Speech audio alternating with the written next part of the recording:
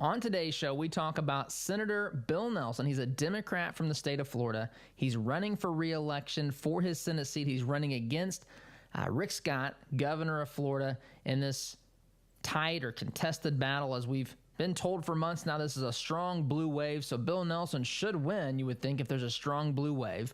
But nonetheless, he's out there campaigning in a completely irresponsible manner, telling the Tampa Bay Times, I'm looking at my phone here, Tampa Bay Times, he's telling them that the Russians have penetrated the Florida election system, that they have the ability now to move about freely. They have free reign, causing, of course, panic and playing to the fears and imagination of voters as they embark upon this 2018 midterm campaign.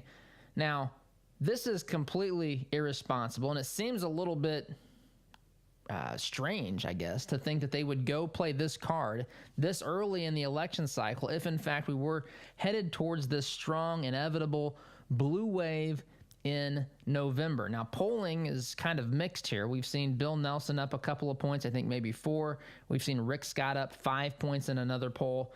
So why not play the Russian card as early and as quickly as possible? Again, playing to the fears and the imagination of the voter in Florida to try to make sure that they say, hey, the only way that you can stop Russian interference is to vote Democrat. That's really the unspoken message here. So we talk about that.